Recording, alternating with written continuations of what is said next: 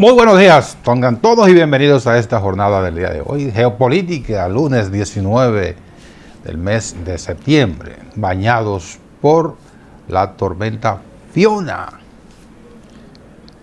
Aquí estamos para nuestro compromiso.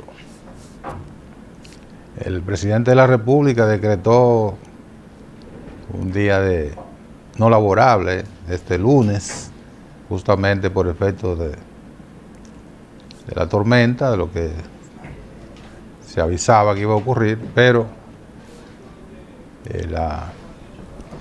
los sectores que entran en las excepciones, está el sector comunicación. Un país desinformado es como un país hambriento. Entonces nosotros estamos aquí. Nosotros estamos aquí para abordar todo lo que tenga que ver con la tormenta y también los temas que habitualmente tratamos. Recuerden que la tormenta está en una parte de la República Dominicana, no en todo el mundo. De modo que hay noticias de diferentes temas. Ahí tenemos ahora, la tormenta todavía está, tormenta no, huracán. 150 kilómetros por hora aumentó la potencia de Fiona, que sigue siendo un huracán de categoría 1, pero no, ya es categoría 2. 150 kilómetros por hora es categoría 2. Y los reportes que hay de la provincia de Altagracia, particularmente en Yuma, San Rafael de Yuma, que fue por donde entró, en Boca de Yuma, que es una devastación total en esa zona de la provincia de Altagracia, y sigue todavía batiéndose en esa zona. Fiona, que entró alrededor de las 3 de la madrugada, y como su velocidad de movimiento es lento, unos 14 kilómetros, pues se queda casi estacionario en las zonas a donde entra. Y cuando un huracán es, según los técnicos, cuando un huracán es con esa lentitud de movimiento, entonces sus efectos son mayores. Y eso es en vivo ahora mismo, ¿eh?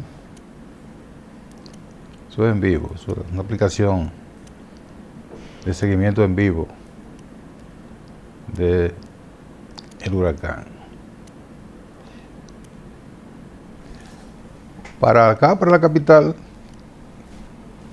como está notando, está lloviendo casi en toda la ciudad, o diríamos en toda la capital de la República.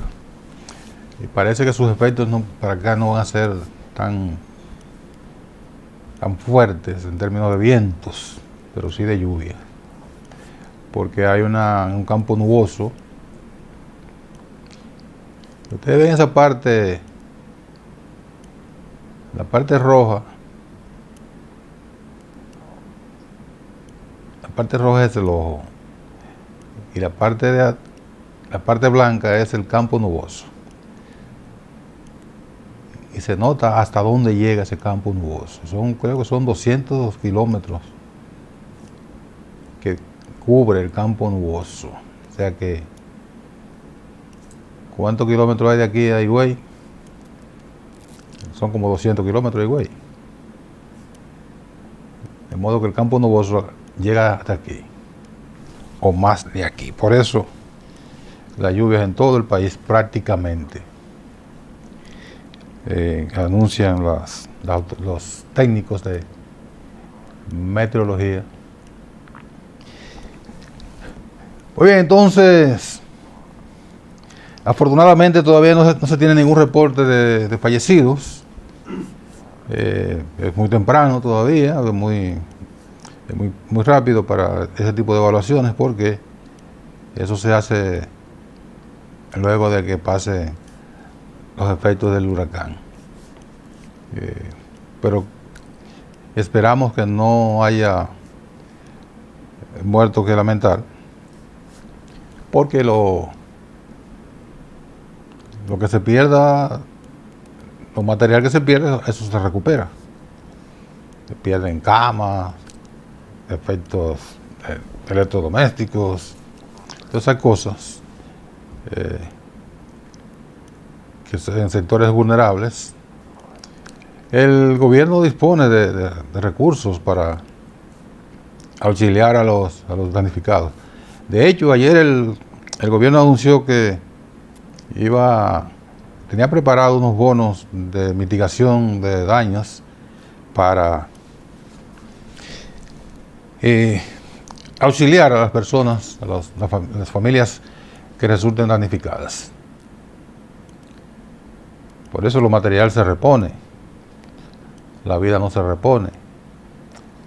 De modo que todavía están a tiempo aquellos reacios a desocupar sus viviendas por temor a que les roben sus pertenencias.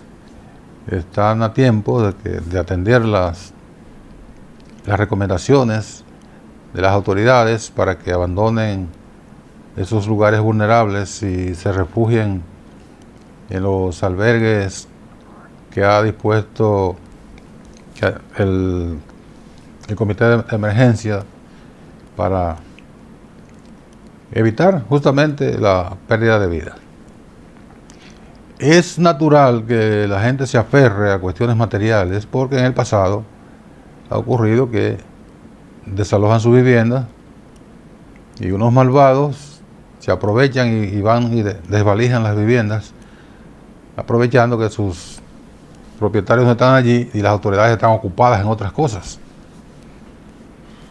Y por eso la gente prefiere quedarse hasta el último momento a cuidar sus pertenencias, y es ahí donde entonces se corre riesgo de pérdidas de vida.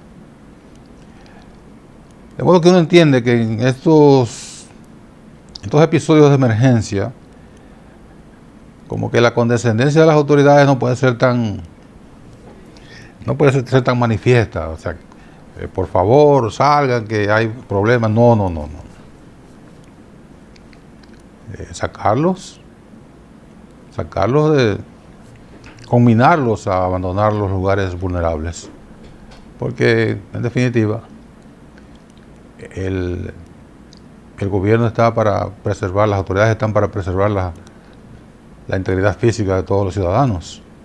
Y eso se hace no con discursos persuasivos, sino por vía de la coacción. Y familias viven en las laderas de una montaña, de un monte, o en las orillas de los ríos. No hay que pedirles, por favor, que abandone ese lugar. Sencillamente tiene que abandonar ese lugar y preservarles la vida. Un dato que llama la atención por la emergencia es que Educación no lo prohibió de manera tajante, sino que pidió a las autoridades de emergencia que el último lugar a donde se pueda usar de refugio sean las escuelas. Y lo hace desde una óptica bastante lógica. El próximo miércoles, o sea, pasado mañana, las autoridades tienen previsto el inicio del año escolar, que estaba programado para comenzar hoy. Y si las escuelas son ocupadas por refugiados, lo más probable es que para el miércoles no estarían listas para recibir a los estudiantes y comenzar el año escolar ya que de por sí está accidentado. porque la historia nos refiere que aquí los lugares que se usan para refugio son entregados deteriorados. A veces esos refugios temporales se convierten en demasiado prolongado en el tiempo y la escuela no puede esperar. El miércoles habrá que iniciar el año escolar si es que los efectos remanentes de Fiona no siguen gravitando y también puedan impedir el inicio del año escolar. Pero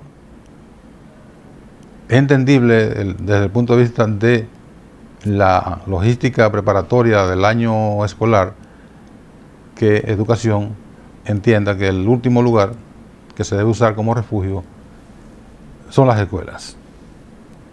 Hay muchos lugares. De hecho, el Centro de Operaciones de Emergencia o el Comité de Emergencia, que lo integran diferentes entidades del Estado, identifican con mucho tiempo de antelación. De hecho, están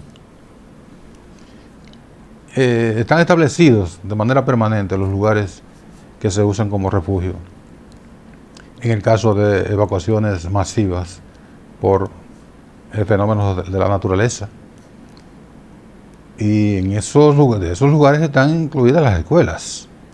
Pero en un momento, reiteramos, cuando se va a comenzar el año escolar, usar las escuelas como refugio sería un ingrediente que afectaría eventualmente el inicio de ese año escolar, que ya está, como dijimos, bastante accidentado por todo lo que ya sabemos que ha ocurrido alrededor del Ministerio de Educación y sus dependencias y las escuelas, que no hay aulas suficientes, se corre el riesgo de que miles de estudiantes queden sin matricularse porque no hay espacio suficiente en las escuelas públicas.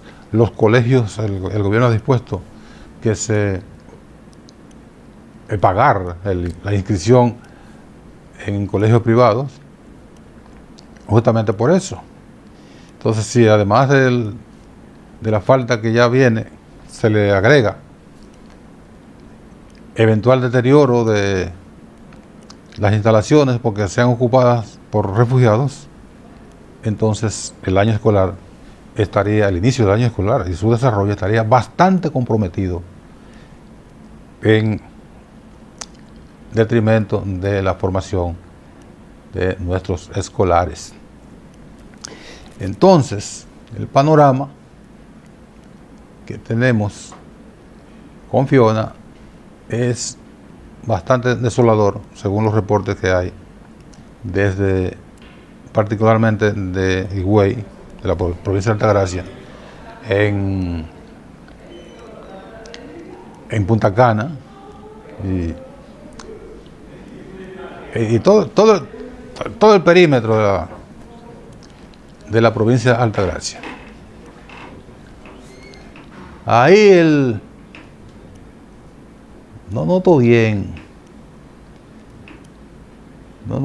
porque el campo nuboso me impide ver el lugar justo donde está ahora mismo el huracán. Pero después de la pausa vamos a hacer contacto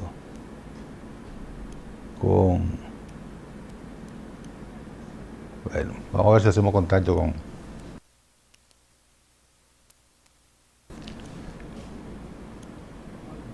alguien de meteorología que nos pueda ilustrar.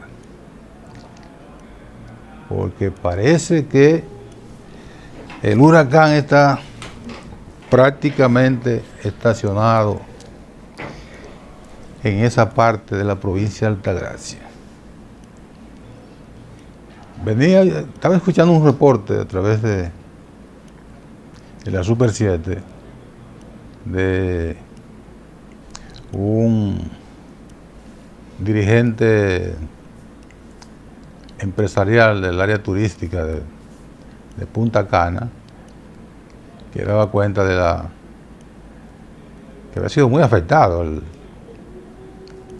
esa parte de la provincia de Altagracia,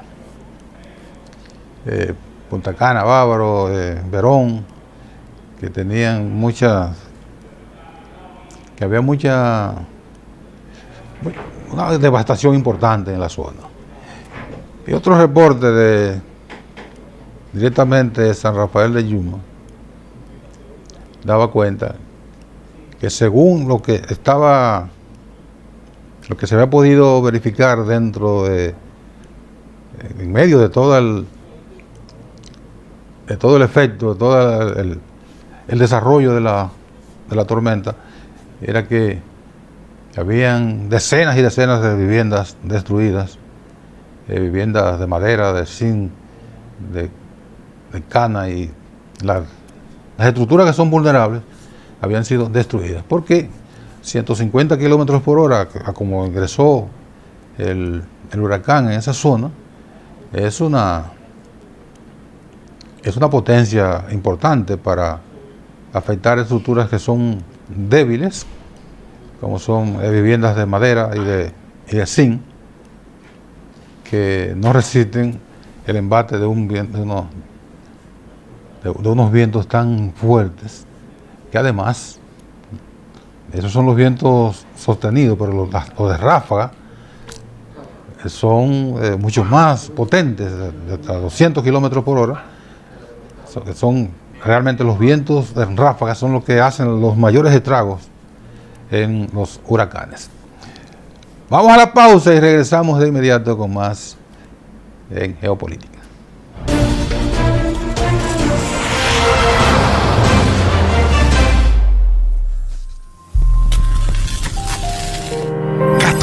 TV, televisión para todos.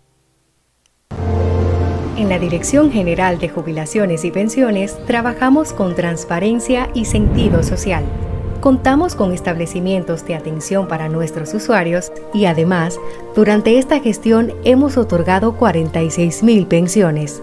Si quieres saber sobre tu pensión, visita nuestras oficinas o consulta nuestra página web www.dgjp.gov.do.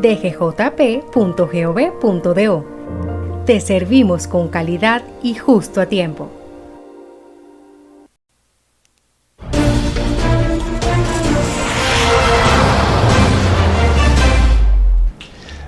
Seguimos en Geopolítica, pero estamos en huracán, pero tenemos un compromiso que asumimos el pasado lunes, que fue tratar un tema importante de Barrico y aquella proclama del 97-3 del presidente Danilo Medina en un discurso, su primer discurso en el Congreso Nacional. ¿Fue su primero? O primero, sí. Entonces vamos a hablar de eso quedamos convidados, y aquí estamos, a pesar de Fiona, con el ingeniero Octavio López, que es el director de minería, pero es el secretario de Minas del partido Fuerza del Pueblo. En el año 1997-98, el presidente Leonel Fernández, durante el gobierno del presidente Leonel Fernández, se promulgó la ley de capitalización de la empresa pública, que dio como resultado que el sector privado, tanto nacional como extranjero, se interesara por algunas de las empresas de la llamada ECORDE, la Corporación Dominicana de Empresas Estatales CORDE. De ahí se capitalizaron empresas como La Tabacalera, Molinos Dominicanos, y de hecho fueron esas dos, de CORDE. De la otra C, que era la Corporación Dominicana de Electricidad, la CDE, se capitalizaron las generadoras y surgieron las generadoras las distribuidoras, la transmisora ET y la de generación hidroeléctrica, la EGI. Se creó la Comisión Nacional de Energía, se creó la Superintendencia de Electricidad y se creó el Fondo Patrimonial de las Empresas Capitalizadas, FOMPEL.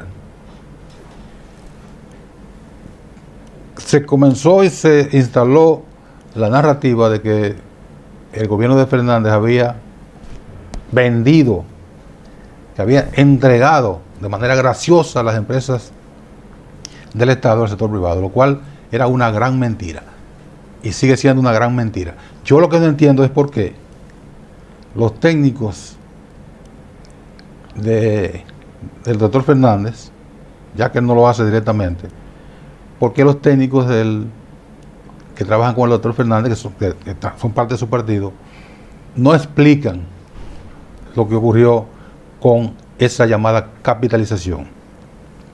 Del CEA, que era la otra C, se capitalizaron algunos ingenios, Barahona y otros. Pero ¿qué ocurre? Que también se instaló la mentira de que el doctor Fernández había desmantelado el Consejo Estatal del Azúcar. Ocurre que cuando se produce la capitalización, ya en el gobierno del doctor Joaquín Balaguer se había encerrado el ingenio Catarey de Villa Altagracia, el ingenio San Luis que estaba aquí en San Luis, el ingenio Angelina que estaba en Cotuí, el ingenio Amistad que estaba en Puerto Plata, el ingenio Esperanza en Esperanza Mao, van 5, de 2 ingenios que tenía el CEA. Habían cerrado también uno, no recuerdo cuál de ellos, en San Pedro de Macorís, van 6. El ingenio Río Jaina está en proceso también de desmantelación, van 7. Y el ingenio Boca Chica estaba produciendo muy poco, van 8. Estoy hablando del gobierno del doctor Joaquín Balaguer. Por consiguiente, cuando se produce la capitalización, lo que se capitalizaron fueron algunos ingenios. Los demás no existían o estaban trabajando muy precariamente. Y vuelvo y pregunto, ¿por qué tengo yo, que soy periodista, que no tengo nada que ver con la actividad política, decir lo que estoy diciendo, y ustedes, que son dirigentes políticos de la Fuerza del Pueblo, permiten que se instale una mentira que le ha hecho daño, evidentemente, a la imagen del presidente Leonel Fernández? En el caso de la Barrigol, nada más y nada menos que Danilo Medina, presidente de la República, le instaló una mentira que ustedes permitieron que subsista hasta el día de hoy. Mira, tú me abriste ese desafío, o lo abrimos juntos por coincidencia. Sí, sí. ¿Tú te atreves? Claro que me atrevo. Pues yo, en ese gobierno, desempeñé las funciones, además de director general de minería, de ser el coordinador del equipo de trabajo del Estado Dominicano que contractualmente estaba establecido ante el equipo de trabajo de la empresa Barrigol. Es bueno saber, primero, para que tú mencionaste 97-98, en ese mismo framework, en ese mismo escenario, en ese mismo momento histórico, nosotros, habiendo llegado en el 97 a la Dirección General de Minería, nos dimos cuenta que la Rosario Dominicana, que era una empresa del Estado y del Banco Central, estaba manejando el depósito de Pueblo Viejo de una manera absolutamente irracional, donde la recuperación de un oro, de un mineral de transición beneficiado en una planta que era para explotar óxidos, ese mineral de transición era como una mezcla entre óxido y azufre y sulfuro. No alcanzaban a más de un 30% de recuperación y el resto del oro iba para la presa de cola de las lagunas. Había meses de 16, 15, 17% de recuperación. Nosotros, analizando esa realidad, tomamos muestras del agua que estaba entrando a la presa de Atillo, por el río Margajita, y nos aparecimos con una botellita de agua al Palacio Nacional con esa agua. Yo nunca voy a olvidar que el presidente Leonel Fernández me preguntó, ¿y qué es eso? Eso es aceite. Y yo le dije, ojalá fuera aceite, presidente. Eso sencillamente es el agua que está entrando a la presa de Atillo. Es un agua con un pH, una acidez cercano a 2, y que lleva metales pesados. ¿Cuál era la ventaja? La ventaja no, vamos a decir, el punto a favor es que el lago de Atillo es un lago enorme que esa poca cantidad de agua que lo estaba contaminando, pero no había llegado a niveles desastrosos. Entonces, cuando yo le digo al presidente, eso es, ojalá fuera aceite, eso es un agua sulfurosa, el resultado del drenaje ácido de roca de la mina que va directamente a la presa. El presidente me dijo, ¿cuánto cuesta resolver eso? Digo, bueno, es una pregunta que para mí yo decía, venía a venirse porque es de un estadista. Y yo lo que le dije a él, mire, presidente, hay que hacer los estudios para poder determinar qué volumen de agua hasta en los periodos de más lluvia entran y diseñar una planta de tratamiento así. Y en base a esa reunión se decidió cerrar la operación. Recibimos muchísimos ataques de intereses envueltos ahí. Ahí había un contrato que el contrato de minado era más caro que todos los contratos de minado que usted podía encontrar en Latinoamérica, el servicio de energía eléctrica, etcétera. Pero lo más importante es que se cerró la operación. En el gobierno de Hipólito se abre una licitación internacional donde la gana la empresa Placer Dome. Cuando nosotros llegamos en el 2004, Placer Dome estaba desarrollando una evaluación del depósito, y Placer Dome nada más llegó a evaluar 11 millones de onzas de oro, 11, 12 o 13 millones de onzas de oro.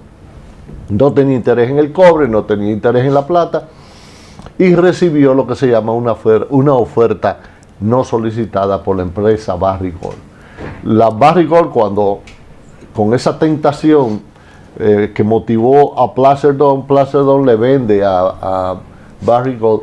Barrick Gold comienza una reevaluación del depósito. Se hicieron más de 195,000 perforaciones que dieron al traste con un depósito que nadie conocía, que estaba debajo de Montenegro y Mur, que los unía en profundidad, y ese le pusieron Monte Oculto con 6 millones de onzas de oro.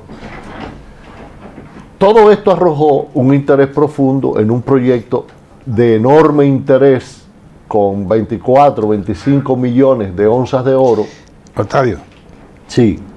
¿Cuántos millones de onzas de oro? 24 a 25 millones de onzas de oro y que obviamente necesitaba un proyecto a gran escala. Vamos a tomarnos 3 minutos para que Warner Rivera, desde Meteorología, nos diga cuál es la situación ahora mismo. Okay. Buenos días, Warner. Sí, saludos y buenos días a todos. Buen día. Pues tenemos que el huracán Fiona se encuentra actualmente sobre la provincia del Ceibo. Este sistema continúa desplazándose hacia el noroeste a unos 13 kilómetros por hora. Es importante que los residentes en el Ceibo tengan presente que si sienten una calma repentina, esto se debe a que el centro del huracán, lo que llamamos el ojo, pudiese estar pasando por esa área, y no es recomendable que, aunque la vean, es una calma falsa, momentánea, y que no se salgan hacia las calles pensando que todo ha pasado, más bien que esperen que los organismos de protección civil y los otras entidades del Estado establezcan ya que ha pasado el peligro para que salgan. Por ejemplo, ojo puede tener un radio aproximadamente de unos 20, 30 hasta 40 kilómetros de radio, y luego que pasa el ojo vuelve nuevamente la fuerte actividad de aguaceros y tormentas eléctricas. Desde horas de la mañana hemos estado recibiendo reportes de las estaciones que tenemos en los diferentes aeropuertos del país, en especial los que se encuentran en la porción oriental de nuestro territorio, es decir, aeropuertos de Punta Cana, de La Romana, también algunos de Arroyo Barril, que han tenido precipitaciones relevantes en lo que es horas de la noche, la madrugada y también primeras horas del día de hoy. Estas lluvias van a seguir sintiéndose en varias localidades del territorio dominicano, extendiéndose hacia provincias del norte, noroeste, también áreas de la cordillera central, o sea, el Cibao va a recibir lluvias de manera frecuente el día de hoy, por lo que la exhortación a la población de seguir atenta a nuestros boletines sigue vigente, de mantenerse también estrictamente las acciones que ha recomendado el Centro de Operaciones de Emergencias.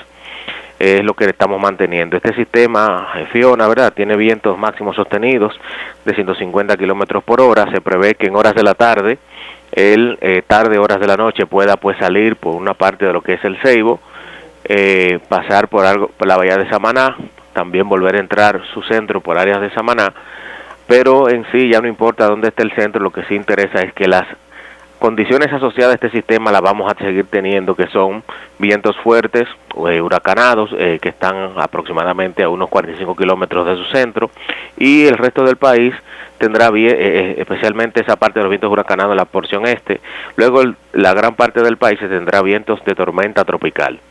Es lo que estamos nosotros aquí visualizando el día de hoy. Warner, el ojo, cuando salga del Ceibo, dices que va para la bahía de Samaná, pero previsiblemente, según los modelos que ustedes están manejando, ¿hacia dónde se dirige el ojo en tierra firme? ¿O iría ya mar afuera? Bueno, lo que me refiero es que el ojo del huracán es su centro, ¿verdad?, donde se encuentra su centro, y este va a estar moviéndose hacia el noroeste, o sea, moviéndose hacia áreas posiblemente de la parte noroeste del Ceibo, o del Ceibo a Tomayor.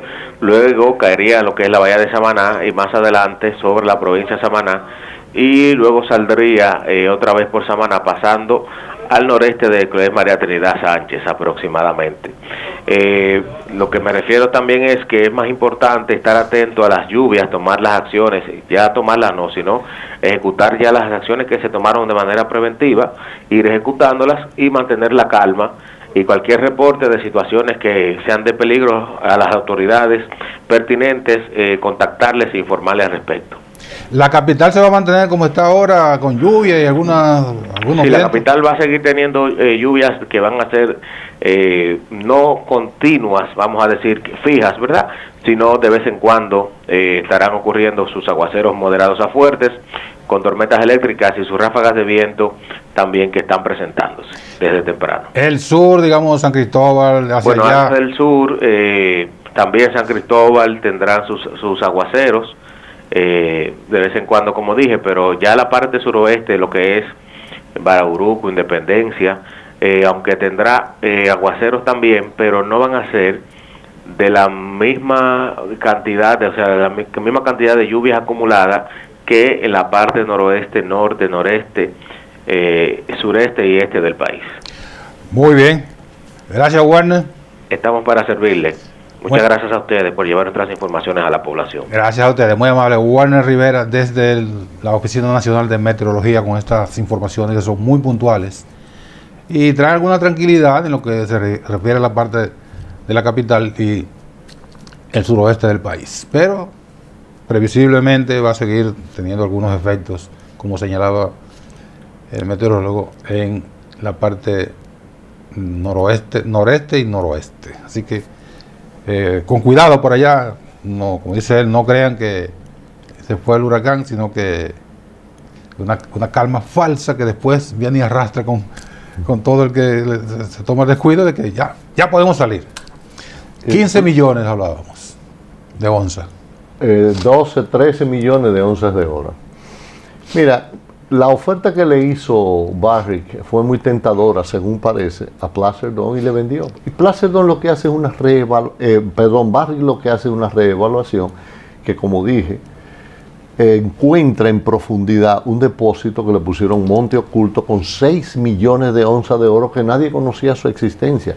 Y es como donde se unen los dos depósitos, Mur y Montenegro, que originalmente se explotaron como óxido y que quedó el sulfuro, se unen en profundidad y es todo un macizo de sulfuros masivos que arrojó unas 25 millones de onzas de Y oro. ustedes, los geólogos, y que habían trabajado tanto tiempo en eso, no conocían esa información. Yo no puedo atribuirme responsabilidades porque No, nunca... pero No, lo que pasa es tú que... eres un técnico de muchísimos años trabajando tanto en el sector privado como el público. Sí, pero en profundidad, estamos hablando, ahí se llegó hasta 400 metros de profundidad, sondeo, y las reservas en profundidad son abiertas, o eran abiertas en ese entonces. Ya Barrick ha hecho muchas evaluaciones y ha elevado el número de reservas actuales, por eso está en un proceso de ampliación para aumentar su capacidad de procesamiento.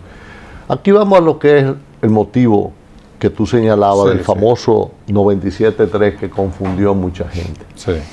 Cuando la Barrick hace su estudio técnico-económico, hay una etapa que se llama la prefactibilidad.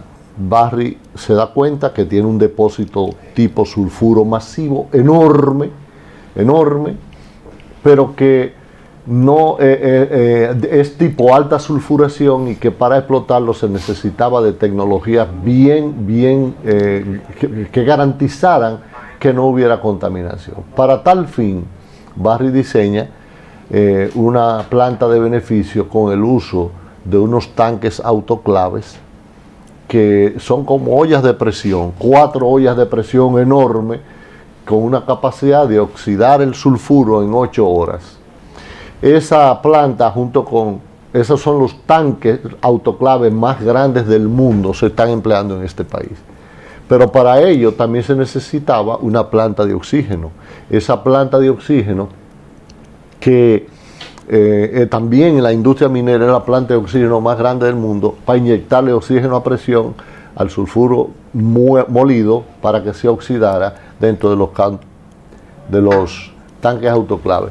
Uno de los beneficios que se ha obtenido con esa planta de oxígeno fue que mantuvo al Estado, al Ministerio de Salud, en el proceso de COVID, la crisis del COVID, estuvo supliendo al Ministerio de Oxígeno, que es un dato que muy poca gente conoce, pero es uno de los servicios de la industria minera hacia la sociedad. ¿Qué pasó cuando la Barrick termina el estudio técnico-económico? Me recuerdo que eran 9 tomos. Nosotros recibimos, el equipo de trabajo del gobierno dominicano, recibimos su estudio.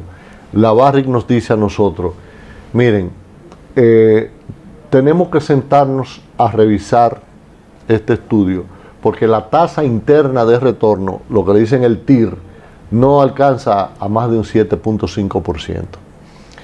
Nadie va a hacer una inversión de una envergadura de miles de millones de dólares con una tasa interna de retorno así. No, retornaría su capital dentro de 50 años. No, y que es más fácil, es más rentable meter ese dinero a producir dinero en organismos de especulación financiera que tú hacer una inversión de tan alto riesgo. Y como es la minería, que pueden, cuando eso la onza de oro no pasaba de $600 la onza, y habíamos visto la conducta de mercado del oro que subía y bajaba de precio, $300, $400, $500, bajaba de precio, y nadie se iba a arriesgar a hacer una inversión así. Nos pidieron, vamos a tratar de renegociar el contrato donde se garantice que una tasa interna de retorno alrededor de un 10%. Para eso nosotros contratamos el BRGM de Francia, que es una de las instituciones geocientíficas mineras de más alto prestigio del mundo. Esta institución agarró ese estudio técnico-económico junto con el equipo del gobierno y pudo identificar que en realidad lo presentado por Barrick era cierto y que había que modificar el contrato. En esa modificación del contrato, el Estado tenía tiene tres formas de participar de lo que produce el depósito. Lo que se llama el retorno neto de fundición, que es un 3.2, 3.4%. A partir de la primera onza de oro que se vendiera, se descontaba precio de refinación menos el costo del oro menos el precio de refinación y se le daba al Estado un 3.2% de lo neto. De lo neto. Entonces, la otra participación, impuestos sobre la renta, y lo que se llama la participación en las utilidades netas, que era originalmente era mucho más bajo que lo que se logró. Efectivamente, el BRGM recomienda que se chequeen los costos ambientales, que creen que algunos no estaban lo suficientemente valorados. Oye, eso, no era que estaban por encima, sino por debajo de lo que podía hacer. Aún así, reacomodamos, hicimos un reacomodamiento de lo que es la participación del Estado, no en términos de cantidad, sino en términos de cómo aplicarlo. Y se acordó que la participación en las utilidades netas fuera de un 28.75, pero cuando se pagara la inversión, para quitarle ese peso al riesgo de una inversión tan alta con una mineralización tan compleja como lo es el sulfuro masivo, tipo alta sulfuración. ¿Qué pasa? Que se arma lo que se llama un negocio minero. Un negocio minero como el que armó la Barrick para correr la operación con las revisiones que se hicieron, donde se iba a tener 3.4% del retorno neto de fundición, un 25% de la participación de impuestos internos, de la renta del depósito, y un 28.75% cuando se pagara la inversión y se alcanzara una tasa interna de retorno de alrededor de un 10%. Previsiblemente, ¿cuándo se pagaba la inversión? Bueno, era en 4 años, porque se aprobó una depreciación acelerada para fines de proteger la inversión. Sí. Hay que entender que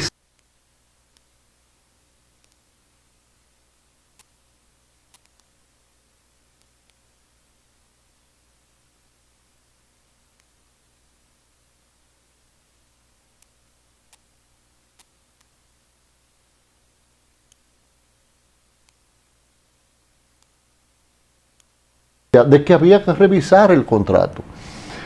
Entonces ese paquete que se armó, Barrick hizo su plan de negocio, su plan minero de negocio para salir al mercado internacional a vender las onzas de oro cuando produjera y pagara al Estado conforme a lo establecido. Ahí viene, nosotros tuvimos solamente en la etapa de construcción del proyecto, que comenzó en el 2009, sí, y Barrick invirtió $900 millones en ese primer año, y ese proyecto, esa inversión, facturó $400 millones en pago de servicios a terceros, que empezó a impactar de manera horizontal la economía dominicana, y mucha gente no entiende por qué la recuperación económica del Estado dominicano tan rápido, o que no sintió el impacto de la crisis 2007-2008, y es por la inyección de capital que hubo y demanda de servicios colaterales. 2010, otra inversión similar, y 2011, otra cantidad similar, con cantidades significativas de inversión en demanda de servicios colaterales. En el 2012 comienza la operación. Cuando el gobierno del presidente Danilo llega, le anuncia al país de manera muy irresponsable, históricamente muy irresponsable, de que él no iba a permitir el 97.3. Él no contó el cuento completo.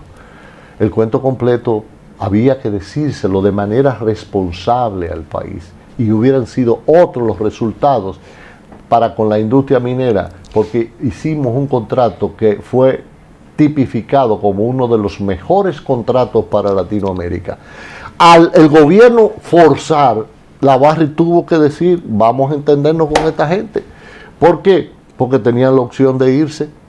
Pero Danilo Medina le pidió $3.600 millones para los próximos 4 años, porque ya él tenía en su gaveta, en sus codos, debajo de la manga, tenía su plan reeleccionista. Su proyecto reeleccionista y continuista, más allá del 20. Y perpetuista, porque quería más allá del 20. Todas las señales la dio de perpetuarse en el poder el señor Danilo Medina. O sea, el 90-10 fue una historia. 97-3. Eso fue un gajito que él le sacó, pero que le dio valor absoluto, y fue un acto de irresponsabilidad, porque a él, yo se lo expliqué en la casa de mi amigo José Rafael Vargas en Moca, yo se lo expliqué: no es así las cosas, cuando estábamos en campaña. Eso fue lo que se pudo, porque la economía del proyecto no daba lo que se esperaba. Pero escucha, él conocía, pero para que tú sigas, sí, él conocía plenamente el contrato. a él se lo explicaron, muy bien. Se lo explicó José Ángel Rodríguez, que fue uno de los que trabajó conmigo, un extraordinario profesional que con su nivel de conocimiento, experto en el proyecto de Pueblo Viejo, porque trabajó toda su vida ahí, fue un eje principal en estas negociaciones. Cuando Barry nos presenta ese estudio financiero, nos lo dice, no podemos llevar el proyecto así. Y cuando llegamos a los acuerdos que llegamos, Barry prepara su plan de negocio. Un plan de negocio, oye, esto es lo más importante de entender. Un plan de negocio minero es como, vamos a imaginarnos un corchete. En ese corchete está el pago de los compromisos financieros, el pago de los trabajadores, los pagos típicos de cualquier proyecto. Las operaciones cotidianas. El costo operacional, exacto. Pero el gobierno de Danilo Medina le dice, no, tú me vas a pagar eso, tú vas a cargar con eso más lo que yo te voy a imponer. Y él aspiraba a 3.600 millones de dólares, pero se acomodó. ¿En qué periodo? En 2012-2016. Él aspiraba a eso, pero no se podía lograr porque era un imposible. Como Barry tenía para ese plan de negocio un plan de minado, porque un plan de negocio minero está unido medularmente al plan de minado. Un plan de minado te dice a ti, ok, yo voy a tomar muestras minerales de este frente y de este frente, yo voy a minar estos 3 frentes, voy a mezclar para formar un producto. Y voy a ver cuánto sale de ahí. Y de aquí, eso, alimento la planta con un averaje de 4 gramos por tonelada de oro. Si te cambian el plan de negocio, tú tienes que meterle los beneficios que Danilo que impuso con una serie de mentiras. No sé si tú te recuerdas de que con una cegueta le daban a los lingotes de oro para yo no sé, para ver qué valor había más caro que el oro dentro de los lingotes de oro. O sea, parece un absurdo. Nosotros lo que hicimos fue reírnos de esa realidad. Al imponerle un plan de negocio distinto con lo que él aspiraba, Barry hizo un cambio de un plan de minado. Y el plan de minado significaba comerse adelante las zonas de los depósitos que estuvieran más enriquecidas.